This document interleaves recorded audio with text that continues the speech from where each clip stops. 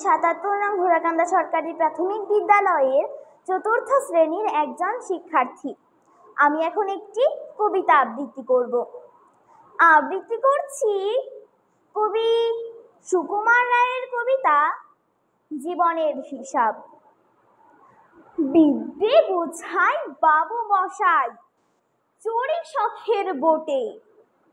মাঝিরে কম বলতে পারিস সূর্য কেন ওঠে, চাঁদটা কেন বাড়ে কমে, জোয়ার কেন আসে?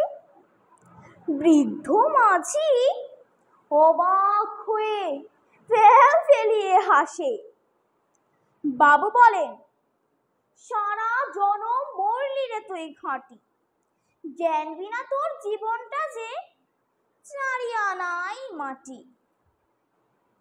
খানিক বাদে কহেন বাবু, বলতো দেখি ভেবে, নদীর ধারা কেমনে আসে পাহাড় হতে নেবে?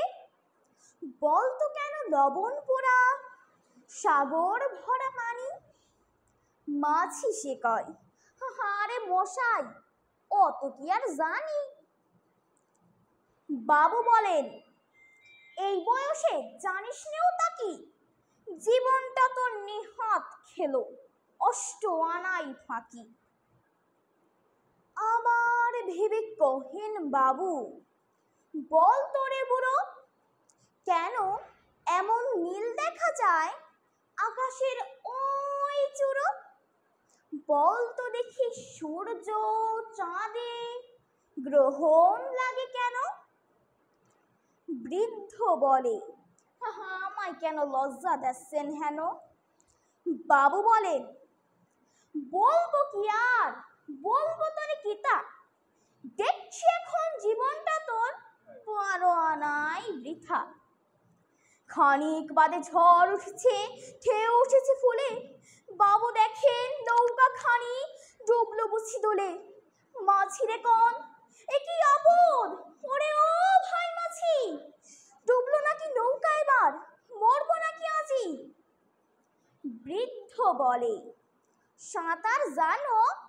মাথা নাড়েন বাবু।